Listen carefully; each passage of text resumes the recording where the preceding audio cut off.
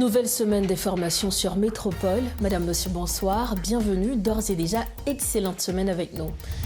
À la une de ce lundi, début ce 10 août de la période d'enregistrement des regroupements en vue des prochaines élections. Alors que certains dirigeants de partis ne se manifestent pas dans les locaux du CEP, d'autres jugent trop brève la période d'une semaine impartie à cet exercice. Les prix des produits pétroliers augmentent à nouveau en Haïti depuis ce lundi 10 août 2026.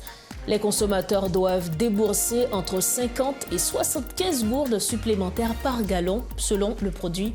Le gallon de gasoline passe à 700 gourdes, le diesel à 770 gourdes et le kérosène à 765 gourdes. Le gouvernement justifie cet ajustement notamment par la nécessité de s'aligner sur les cours internationaux et de réduire le déficit budgétaire. Également à la une, la mairie de Pétionville durcit le ton contre les chauffeurs de tricycle. Ceux qui continueront à circuler dans le centre-ville de la commune s'exposent à une amende de 100 000 gourdes. Si certains chauffeurs dénoncent cette décision, d'autres disent attendre de voir son application effective.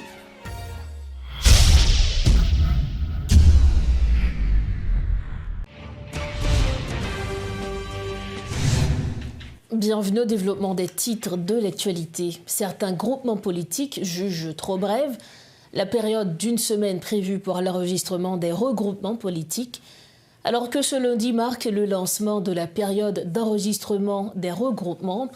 Certains dirigeants politiques soulignent que les discussions en ce sens n'ont pas encore débuté entre les différents acteurs. Jusqu'à lundi après-midi, le bureau du Conseil électoral provisoire n'avait encore reçu aucune inscription. Suivez ce compte-rendu de Richie Fortuné. Aucune structure politique ne s'est présentée au Conseil électoral provisoire ce lundi 10 août, jour du lancement officiel des inscriptions pour les regroupements politiques. Bien que le processus se clôture vendredi prochain, cette première journée est restée totalement blanche. Cette ouverture s'opère alors que le CEP vient de publier une liste de 15 groupements agréés, tandis que 3 autres attendent encore leur validation. Le décret électoral impose qu'un regroupement soit constitué d'au moins 5 groupements politiques. Sur le papier, les 15 entités agréées permettraient donc de former au moins 3 regroupements distincts. Pourtant, la réalité du terrain révèle de profondes difficultés de rapprochement, de nombreux acteurs évoquant des barrières idéologiques. Malgré ces blocages, certains dirigeants se disent ouverts aux négociations pour fusionner leurs structures. Ils jugent néanmoins le délai d'une semaine bien trop court pour sceller des alliances. C'est notamment la position défendue par Gary Benjamin, porte-parole du parti INIFOS, lui-même membre du groupement Haïti Transformé, qui rassemble déjà 12 partis politiques. C'est consulter ou pas consulter l'autre groupement pour que ou négocier ensemble avec eux pour nous regrouper. C'est pas comme si deux trois on appelle les pour dire éventuellement pour faire un regroupement. C'est dans le cadre de consultation et négociation pour que ou regrouper ou. Et moi je pense que KIP a tenu compte de ça et je pense que il va sortir un autre genre de fait et semaine dernière pour qu'il y ait une prolongation pour que nous-mêmes au niveau des groupements pour que nous capables de gagner une possibilité pour nous regrouper nous pour que nous capables de participer à la prochaine élection. D'un autre côté, le représentant du groupement Grand Rassemblement National, en passe d'être agréé par le CEP, encourage les structures à s'unir, augmentant ainsi leurs chances, alors que le gouvernement est accusé de soutenir son propre groupe dans le processus. Depuis bien avant, nous sommes dans le processus là, jusqu'à présent, nous, dans la démarche, nous avons déjà fait plusieurs rencontres avec plusieurs groupes et déjà, pour nous, mettre un regroupement solide par rapport avec et ça pouvoir aller même les gains dans tête pour le faire. Et d'ailleurs, pouvoir pas capable de juger parti en même temps. Pour s'enregistrer, les structures souhaitant se regrouper doivent fournir un dossier comprenant leurs actes constitutifs notariés qui détaillent leur statut et leurs objectifs. Ils doivent également y joindre le procès verbal notarié désignant leur représentant légal ou, à défaut, l'acte notarié autorisant un mandataire à effectuer les démarches. Enfin, l'ensemble doit être complété par le sigle, le logo en couleur de l'organisation, ainsi qu'une copie couleur de la carte d'identification nationale valide du représentant officiel ou du mandataire. Toujours concernant le processus électoral, plus il avance, plus des voix s'élèvent pour pointer du doigt certains articles qui pourraient être préjudiciables aux candidats potentiels. Hormis de nombreuses autres exigences, l'article 153 du décret du 2 juin 2026 conditionne la recevabilité des candidatures à des exigences strictes en matière de propriété, de conformité fiscale auprès de la DGI et de casier judiciaire. Le texte impose notamment une attestation de la BRH certifiant la solvabilité financière du candidat et exclut ceux faisant l'objet de sanctions internationales. Maître Garbi Blaise est avec nous pour une analyse de ces exigences. Maître Garbi Blaise, bonsoir, merci d'être avec nous. Bonsoir Mme Lucas, c'est un plaisir, merci de l'invitation. Alors parmi les nombreux documents demandés lors du dépôt des candidatures pour les prochaines élections, le décret électoral dans son article 153 alinéa 20 exige un certificat qui est émis par la BRH attestant, et je cite, que le candidat qu'il n'est ni insolvable, ni failli, ni interdit de chéquier, ni ayant fait l'objet de paiements répétés. Est-ce qu'il est juridiquement justifié de priver une personne de son droit de participer, de se porter candidate à une fonction élective en raison de sa situation financière? La première chose qu'il faut voir dans cet article, en fait, c'est la portée de l'article 153-20. Je ne crois pas que cette disposition, en fait, règle ou en tout cas encadre la situation financière d'une personne. Et je pense de préférence que c'est une disposition qui met une sorte de barrière, c'est-à-dire que, pas qui verrouille la candidature d'une personne, mais en tout cas donc, qui met une barrière et face à la circulation de l'argent sale au niveau des législatives et de la présidentielle. C'est dans ce sens-là que moi-même, en tout cas à mon sens, que je vois la portée de cette disposition. Pourquoi? Parce que malheureusement, il y a des politiques qui s'attardent sur le décret électoral, alors qu'il faut faire l'articulation entre le décret électoral et aussi le décret du 4 mai, en tout cas publié, c'est un décret qui a été adopté sous la gouvernance d'Ariel Henry, de l'ancien Premier ministre Ariel Henry, le 30 avril 2023, mais qui a été publié le 4 mai 2023. Je pense qu'à mon sens, comme je l'ai déjà dit, je l'ai déjà affirmé à travers plusieurs interventions, il faut faire l'articulation entre le décret électoral et ce décret-là, le décret du 4 mai 2023. Moi, je pense que c'est un coup de génie. Comme je l'ai souvent dit, je l'ai affirmé, c'est un coup de génie de la part de la communauté internationale qui souhaite exclure certaines personnalités, en tout cas certaines personnes, aux prochaines élections. Pourquoi? Et je m'explique. L'article 20 demande, en tout cas exige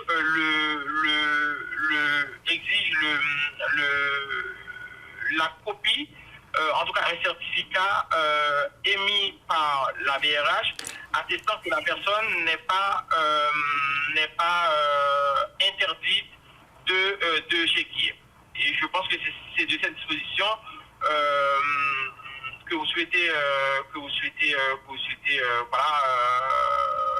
en tout cas c'est de cette disposition que vous souhaitez parler. Maintenant, l'article 153-20 exige que le candidat justifie d'une copie, en tout cas d'un certificat émis par la BRH qui ne l'aurait pas interdite de chéquier. Et le problème, c'est que la première chose, effectivement, je suis d'accord avec vous, un décret électoral ne devrait pas, priver une personne de son droit civique et politique, parce que l'article 25.1 du pacte international des droits civils et politiques donne le privilège à toute personne de jouir ses droits civils et politiques. Mais le problème qui se pose, cette disposition bloque tous les candidats qui sont sanctionnés. Pourquoi? Parce que quand vous regardez cette disposition, il faut, comme je viens de vous dire, il faut l'articuler avec le décret du 4 mai 2023. L'article 97 du décret du 4 mai 2023 affirme, je cite, toute personne, l'alinéa C, bien entendu, toute personne qui est sanctionnée au-delà des Nations Unies, mais qui est sanctionnée par un organisme international. Quand on dit un organisme international, c'est une organisation internationale. Donc toute personne qui est sanctionnée par un organisme international ou qui est soupçonnée tout simplement de terrorisme ou de financement de financement de terrorisme ou de blanchiment, donc ne pourra pas avoir ce certificat, en tout cas ne pourra pas bénéficier de ce certificat. Donc, à mon sens, ce n'est pas une question de la situation financière de la personne du candidat, c'est plutôt de préférence un blocage à la circulation de l'argent sale. Maître Garbi Blaise, merci infiniment d'avoir répondu à cette question. Merci beaucoup. Je vous en prie. D'accord. Voilà donc les précisions de Maître Garbi Blaise. Il était l'invité de Métro News ce soir. Merci de votre fidélité à Métro News. Le coordonnateur du regroupement des organisations sociopolitiques de l'opposition, Esaïe Bouchard, dit saluer les efforts du gouvernement pour mettre fin à une décennie d'absence d'élections dans le pays. Il appelle la population à s'inscrire massivement dans le registre des électeurs, seule voie selon lui pour remettre le pays sur la voie constitutionnelle. Par ailleurs, le leader de l'opposition plurielle, Jean-Tel Joseph, appelle de son côté au boycott du processus électoral, martelant que la situation sécuritaire du pays n'est pas propice à un tel projet. Compte rendu, Garbi-Jean. Alors que plusieurs centaines de partis politiques se sont groupés pour aller aux élections, certains acteurs se divisent sur le processus.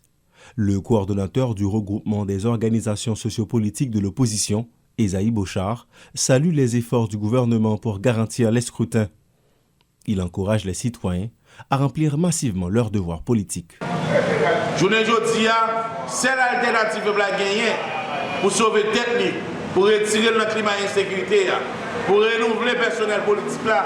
Depuis plus de 10 années, j'aime bien l'élection dans le pays, c'est à ce que le peuple à travers le cadre électoral pour la voter. Contrairement à l'ex-maire de Cité-Soleil, le fer de lance de l'opposition plurielle, Jean-Tel Joseph, se montre totalement indifférent au processus. Pour lui, un tel projet ne peut être envisagé sans reprendre auparavant les territoires romains des groupes armés. Le dirigeant politique appelle au boycott. Nous pas prenons élection, sélection. Nous pas prenons élection pour nous inviter peuple nous à la boucherie. Nous demandons population, c'est boycotter processus ça qui pas gagne l'autre finalité que mener pays à nous bien descend. Les deux figures de l'opposition ne partagent pas la même vision de l'avenir politique du pays.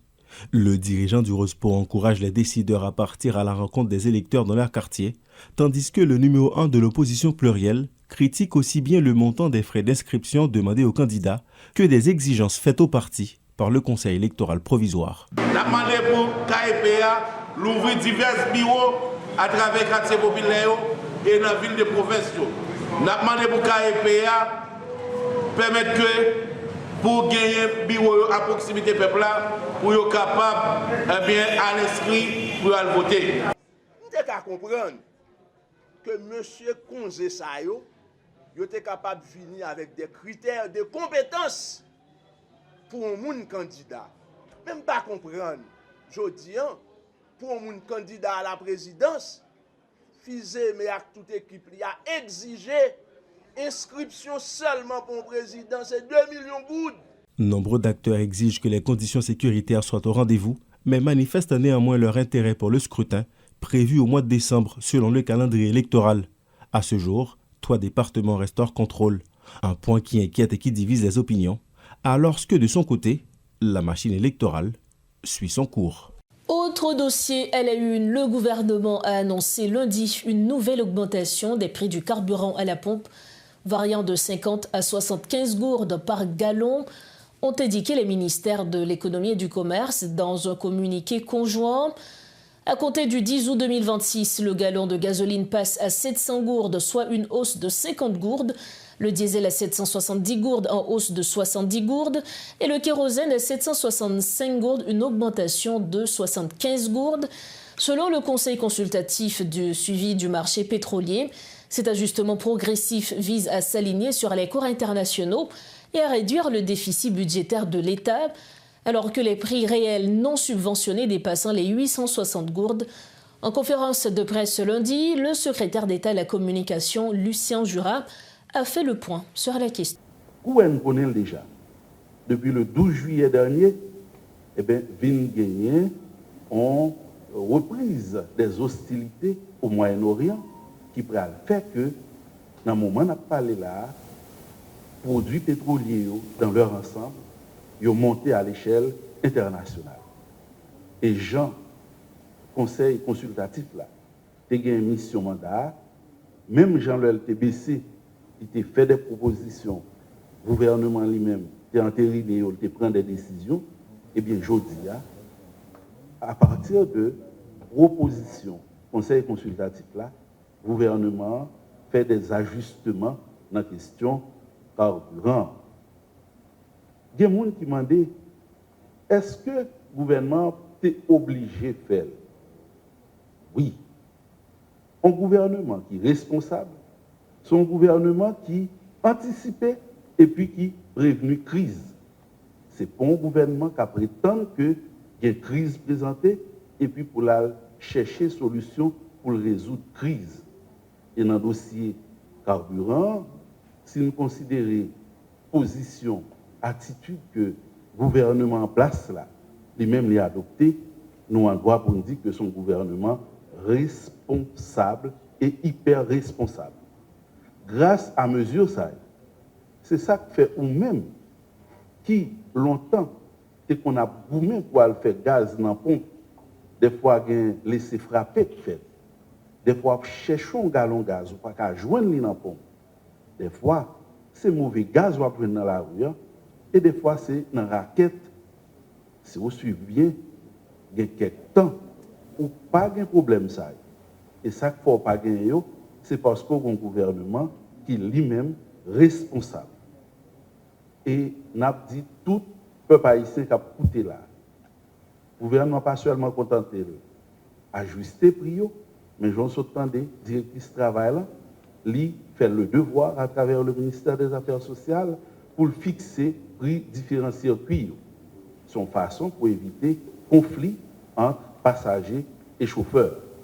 Toujours dans ce dossier, alors que les nouveaux prix du carburant entrent en vigueur ce lundi 10 août 2026, le syndicaliste Jacques Anderson Desroches explique pourquoi la baisse des cours mondiaux du pétrole brut n'impacte pas immédiatement les tarifs en Haïti. Il souligne une distinction fondamentale, le pays n'achète pas de brut, mais des produits raffinés dont les prix sont bien plus élevés. Écoutons Jacques Anderson Desroches du Conseil consultatif chargé de définir les modalités de fixation des prix des produits pétroliers. Donné gaz ont monté, il y a deux petits passés mais à la baisse qui est faite au niveau de l'État. L'homme dit petits passés mais, c'est-à-dire qu'il retire quelques centimes sous lui 2 fois. Mais les mêmes des prix là, c'est comme si l'État reprend ça le débat là encore. Bon, là, bon, aller rapide. Moi, là, il y a 2 à 3 éléments qu'il faut tenir compte de en termes d'analyse. Premièrement, le mode d'organisation du marché pétrolier haïtien complexe. Parce que nous, dans la libéralisation du marché, nous avons l'oligopole. L'État perd du contrôle du marché totalement, sauf élever taxes et puis les gens jouent ça me d'accord un jeu régulateur. Pendant qu'on a parlé de là, décision que tu prends en mars qui va l'appliquer en avril là, il y a 2 éléments fondamentaux qui la donnent. Laisse à gaz là, 850 gouttes, 845 et 700 gouttes. 725 gouttes. Nous prenons 3 décisions après. Nous prenons une fin avril pour mai, nous prenons une fin mai pour juin, et nous prenons les fin juin pour juillet. On continue de tirer 25 gouttes, on continue de tirer 35, on continue de tirer 60, et dans la dernière recommandation que nous faisons, on continue de tirer 90 gouttes, nous tirons 50 gouttes sur gasoline. Là, maintenant, dans le dernier document, l'État a envoyé nous parce que loi, dès que la loi 27 mars 2006 là, qui crée le conseil consultatif là, en son article 2, article 6.3, il établit un modus operandi pour le mode de fonctionnement du conseil là et qui doit nous gagner pour agir et qui côté doit commencer. Donc, marché pétrole haïtien, il achète gaz chaque fin mois. Et dernière recommandation ça faite sur gaz qui a acheté 29 juillet 2026 là. Pas oublier depuis que nous avons oligopole là, il y a 3 consortiums qui achètent gaz en Haïti. Nous les Dinasa, Bandari Cap Invest et ses alliés, ou bien Nakadigo, Kimadzo, ou bien DNC. Et les acheter gaz, pas oublier, nous pas acheter gaz brut, son pays a rappelé sur ça. Haïti pas consommer gaz brut, c'est gaz raffiné. Il y a deux marchés qui vendent gaz brut sur la terre. On est le Brent européen, BRENT, le WTI ou le West Texas Immediate. Et quand on achète gaz, on a le Caribbean Platts, l'acheter gazolé. Le monte 6 sur le gaz, là, il y a 17 éléments. Ou après le CIF, qui c'est le Platts plus premium. Dernière étude, ça nous montre nous. L'État dit gaz à devant 879 volts de gasoline. Par rapport à Platts là, par rapport avec le premium là, plus marge distributeur, marge importateur, à comme l'État fait ce gaz là. Pour refermer la page nationale de Métro News, des chauffeurs de moto à 3 roues seront passibles d'une amende de 100 000 gourdes s'ils continuent à circuler au centre-ville de Pétionville. Selon le maire Kessner Normil, Delma 95, c'est la dernière limite imposée par la mairie aux chauffeurs, insiste M. Normil, soulignant que des agents de la police nationale sont autorisés à les arrêter. De leur côté, des chauffeurs de tricycle soulignent qu'ils sont au courant de la décision. Certains s'en plaignent, tandis que d'autres disent attendre le passage de la parole aux actes. Suivez ce reportage de Rodolphe Pierre-Louis. Il s'agit du maire Kessner Normil. Le premier citoyen de la commune fait le point sur l'interdiction de circulation des tricycles à Pétionville et ses conséquences. Je pense que les gens ont mal véhiculé l'information et pas nous pas dit que moto 3 roues pas venir et Pétionville, mais il y a une limite côté privé. Ça veut dire, prenons par exemple, est-ce qu'on a quitté et nègre vient faire trafic moto 3 roues dans toute Pétionville là? C'est pas normal. Ça crée des embouteillages monstres que tout le monde gagne. C'est ça fait nous-mêmes et nos commissions, nos 3 magistrats, nous jugeons qu'il est nécessaire que ça ne va pas quitter Pétionville, janvier là, pour moto 3 roues sur tous côtés viennent faire trafic dans la ville, c'est pas normal. Désormais, les déplacements des chauffeurs de moto à 3 roues sont limités à Pétionville. Les agents de la police nationale sont même autorisés à les arrêter. Limite privé des 95, ne peut pas même arriver place Boyer. C'est clair. Prenons par exemple, si les grands habitent et jalousie, les grands motos 3 roues ou bien les habitent jalousie, les deux parts, ils connaissent la quitter à 5h du matin. 5h du matin, après ou bien à 6h ou bien 7h entre la galerie, la police ne peut pas arrêter. Mais en dehors de l'ESA, la police n'a pas arrêté, il a saisi moto, on a payé un amende. Le magistrat communal a adopté des dispositions. En plus de cette interdiction, les contrevenants sont passibles de lourdes sanctions. Quel que soit moto 3 roues, limite c'est Delma 95. Marché Cocoyer, limite c'est marché Cocoyer avec Delma 95. Quel que soit, depuis l'arrivée dans Delma 105, quel que soit moto ou bien la police joint dans la zone Zao, il n'y a pas arrêté. Il n'y a pas arrêté, le monde a payé une amende de 100 000 gouttes pour venir pour un moto. Il va payer 100 000 gouttes là, il va payer la fiscalité, il a préparé le papier pour lui, bordeaux pour lui, il va payer dans les GI directement. Cette interdiction qui vise particulièrement les chauffeurs de moto à 3 roues fait la une à Pétionville. Ce jeune rencontré à quelques mètres de l'ancien cimetière est déjà au courant. On façon pour pas quitter nos motos au site là. En fait, si moto pas monter au site là, c'est un problème pour nous actuellement là. Dans des critères là pour les motos pas monter au site là, il y a campé depuis 95. Et campé 95, qui ça va le faire avec toutes ces motos ça? Ne pas pouvoir dépasser la limite fixée par la mairie, à savoir Delma 95, représente un manque à gagner pour les chauffeurs de tricycle. Certains se plaignent et disent attendre le passage de la parole aux actes. Il n'est pas bon pour nous-mêmes. Imaginez, qui va sortir Djumbala qui va prendre une moto, mettre 95 après ça pour descendre pour faire tout ça à pied, pour monter au site là. Pas jamais bon pour nous. Laisse ça, nous pas appuyer pour camionnette de monter au site là. Mais nous au courant, jusqu'à présent, nous ne pouvons joindre aucune difficulté parce que c'est dit, nous avons dit, nous ne pouvons avoir aucune preuve que nous pouvons avoir nos problèmes. Seulement, nous ne pouvons pas quitter nos vies et camper dans la ligne, c'est tout passer descendre. Il est formellement interdit aux chauffeurs de taxi-moto à 3 roues, autrement dit les tricycles, de circuler dans la commune de Pétionville, selon la mairie de cette municipalité. Mais il y en a qui se posent des questions. Les nombreux tricycles qui circulent à Pétionville représentent une opportunité d'affaires pour les jeunes. Rudolf Pierre-Louis pour Télémétropole. Voici le rappel des principaux titres à la une de ce lundi. Début ce 10 août de la période d'enregistrement des regroupements en vue des prochaines élections. Alors que certains dirigeants de partis ne se manifestent pas dans les locaux du CEP, d'autres jugent trop brève la période d'1 semaine impartie à cet exercice. Les prix des produits pétroliers augmentent à nouveau en Haïti. Depuis ce lundi 10 août 2026, les consommateurs doivent débourser entre 50 et 75 gourdes supplémentaires par gallon, selon le produit.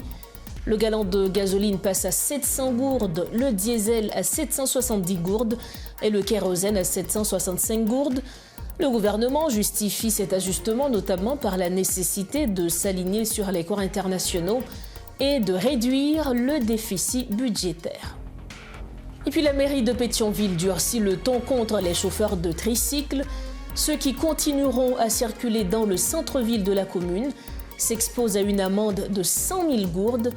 Si certains chauffeurs dénoncent cette décision, d'autres disent attendre de voir son application effective. Voilà ce qui referme cette édition de Métro News. Merci infiniment de l'avoir suivi.